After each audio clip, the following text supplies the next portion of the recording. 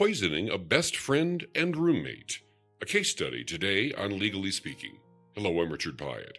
In 2019, the Utah Attorney General's Office worked with federal authorities to convict Janie Lynn Ridd of abuse and possession of a biological agent. Charges stated that Ridd had purchased a strain of Staphylococcus and gave it to her roommate over time. That roommate was supposed to be her best friend. It's a case the Attorney General's Office worked on along with the U.S. Department of Justice, and the attorney who prosecuted the case is our own Assistant Attorney General, Michael Gadd. Thanks for joining us today, Michael. Thank you.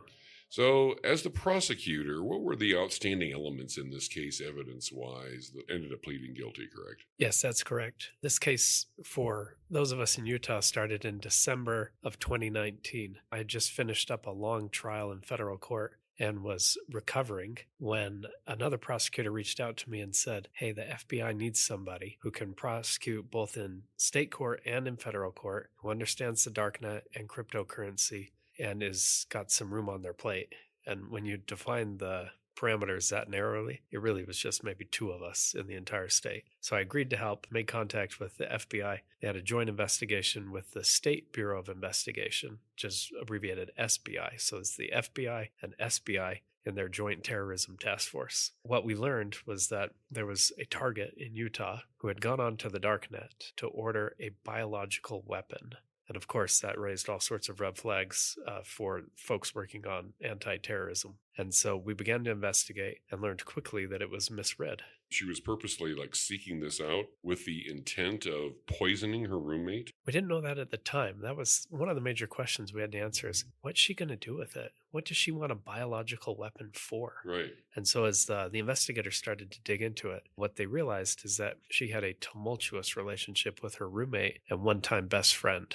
In our court filings, we've referred to the victim in this case by her initials, and so I'll do that today as well. RB. Janie Lynn Ridd and RB had been friends for more than 2 decades, roommates. RB had a minor son who had some learning disabilities and challenges, and Janie Lynn Ridd provided care for both RB, who was in poor health, and the son. What was the motive, were we saying, behind her wanting to poison the mother of this disabled child? Through the investigation, what we learned is that Miss Ridd intended to poison and kill her one-time best friend, RB, in order to take custody of the child and cash in on a $500,000 life insurance policy. Okay, so the life insurance policy sounds like it was a part of the motivation, but you have to wonder, what in the heck's going through somebody's mind to think that, the mother of this child, someone who's living with you, who's supposedly your best friend, who you're presumably sharing things with, all of a sudden now is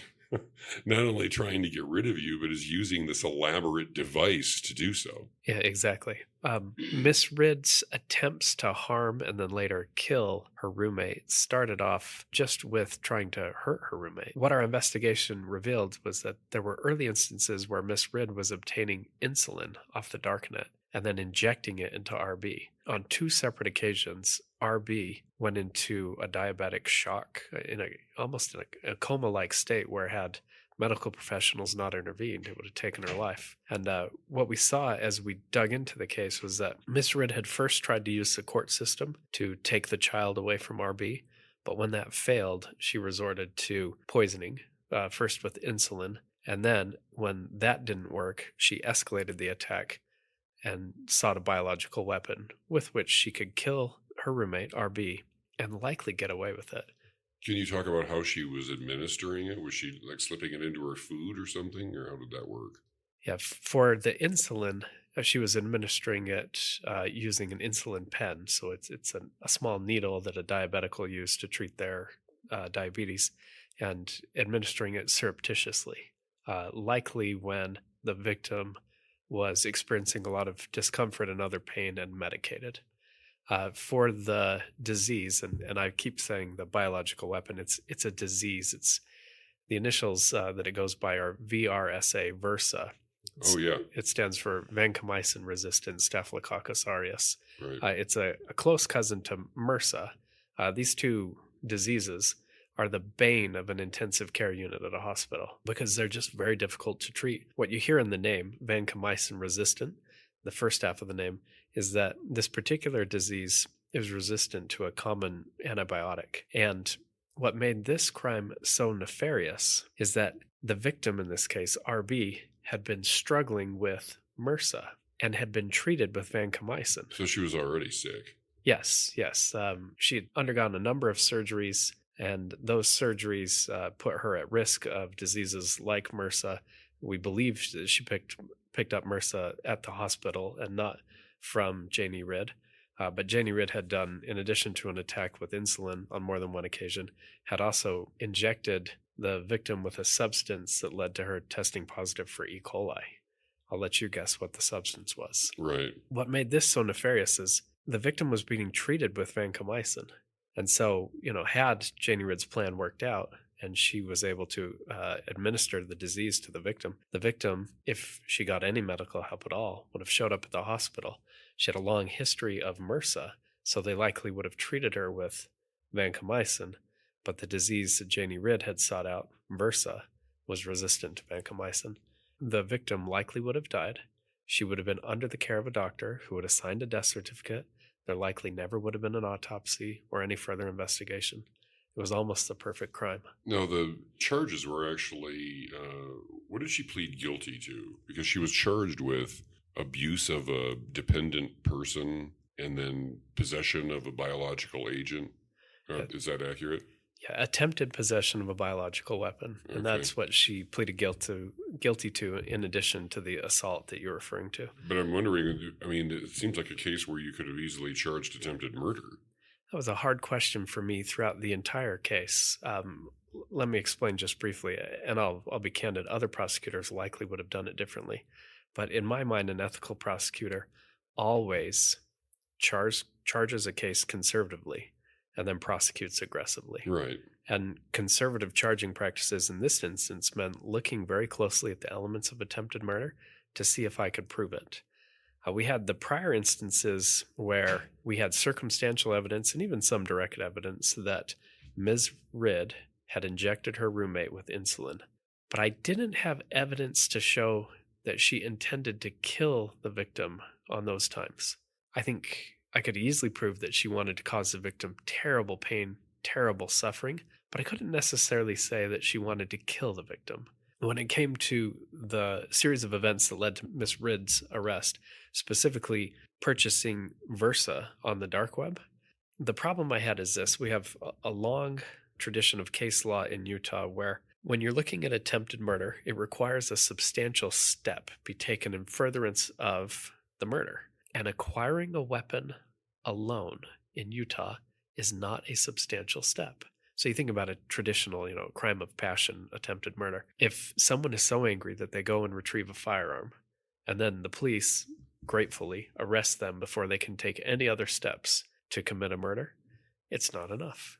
And so, analogizing here, just by going on the darknet to buy the Versa was not enough of a substantial step for me to feel confident in charging her with attempted murder. I struggled with that decision. I still struggle with it. I wonder how things might have changed, how they might have been different. But Janie Lynn was the beneficiary of several good attorneys who early on realized her goose was cooked and it was time to take full responsibility. Okay. Because it seems the interesting thing about this is that not only we'll presume that she wanted, it sounds like the evidence was pointing toward the direction that she had a motive to get the insurance money if she could, and also to obtain custody of the child, perhaps, seemed to be, a motivation. That's the kind of thing that we run into every day. Someone wants somebody else's kid, someone wants the insurance money.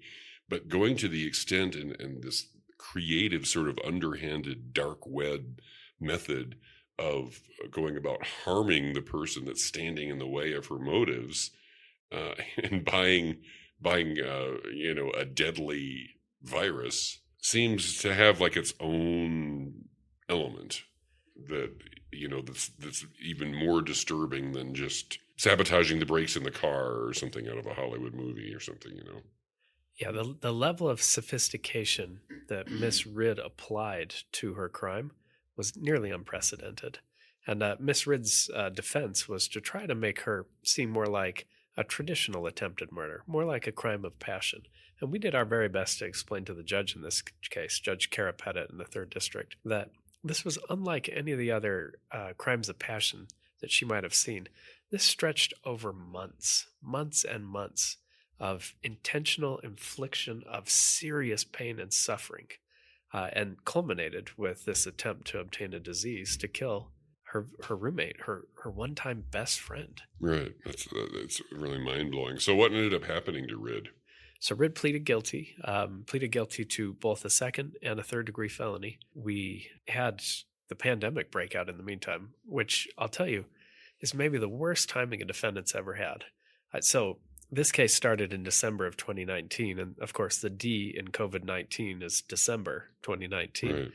And I think the pandemic woke us all up as a society to how a disease can be a weapon. For the first time, I think your average juror walking down the street realized how vulnerable we all are. Right. And Miss Ridd had the terrible timing to try to obtain a weapon to hurt somebody or kill somebody right before the worst pandemic of any of our lifetimes. Right. So Miss Ridd and her attorneys realized early on, there is no chance a jury is going to have any sympathy for her. And so they agreed to plead guilty. The sentencing was delayed some because of the pandemic. There's a right that a criminal defendant has to be present for major parts of their case, whether it's a trial or an arraignment or a sentencing. And as a justice community, we had to work through those issues, both in the state and federal systems. But we arranged to have a sentencing under good social distancing practices, at least as they were in place at the time. And Miss Ridd was sentenced. The victim spoke. She is an eloquent person, someone I deeply admire. And the victim made a strong case to the judge that the sentence for the 2nd-degree felony and the 3rd-degree felony should not run at the same time, but they should run back to back, something we call consecutive sentencing. And Judge Pettit agreed and sentenced Miss Ridd to an indeterminate prison sentence at the state prison of between 1 and 20 years, because that's what those two sentences combined look like. Okay. She's still serving that? No. So in Utah, when you are sent to prison, there is a board of pardons and parole that gets to decide how much of your sentence you serve custodially, and then they have the option, should they choose, to put someone on parole. In this case, the board of pardons and parole looked at Miss Ridd, who has, an advanced degree, no criminal history, and by the time she came up for a parole review hearing, presented herself as very contrite. They decided that Miss Ridd was likely not to reoffend, and so they were willing to take a chance on placing her on parole after roughly 2 years in prison. Okay, so she didn't get much of a prison sentence, but she is being monitored and watched. We've recently had a change at the Utah Department of Corrections and Leadership. I have the highest respect for the new executive director for UDC, Brian Redd. He was an incredible police officer, retired, went to Goldman Sachs, and then was recruited back to take over UDC. He faces some very difficult challenges. There's a lot of good work to be done, both at the prison and also in adult probation and parole, which would be the group that oversees parolees like Miss Ridd. What I can't say currently is that the level of supervision is sufficient. We're like other state agencies, the Department of Corrections faces difficult budget constraints. Right, of course. And the system is growing. The demands are growing on the system. Yes, and with the legislature building a new prison that was smaller than the old prison, despite a population that's grown exponentially, there just are fewer bed spaces, which means more people on parole than those of us who love law and order would like to see. Right, I see. All right, well, it's an interesting case. Tell us a little bit more about that partnership that we have with the DOJ. We work with them. You're assigned to work specifically with them on an as-needed basis? Yeah, at the time I was an assistant attorney general assigned to the Drug Enforcement Administration's Salt Lake City Metro Narcotics Task Force. So many federal investigating agencies like the FBI and the DEA, they will put together task forces and they will bring in state and local law enforcement partners. The AG's office, Salt Lake City PD, Unified, Park City, Summit County, all the major law enforcement offices on the Wasatch Front are part of these task forces. And Interesting. The partnership is been going on for decades, and it is an example of how the state of Utah and the federal government can get along so well on so many things. Yeah, well, it makes sense. Team up.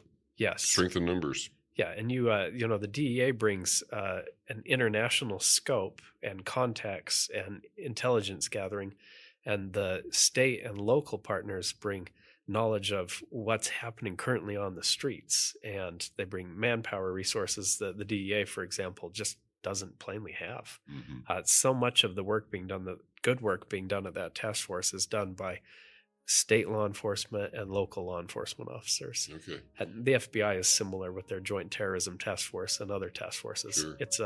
It's a group of both federal, state, and local agents all coming together to try to keep us safe. Well, at least it worked to the extent that Janie Lynn Ridd was held accountable to a certain extent, and now everyone's kind of moving on. At least she's being watched on some level, whatever that is. That's correct. Okay. Well, thank you very much for joining us today. Very interesting case study. Michael Gadd joining us here on Legally Speaking, and we will talk to you next time.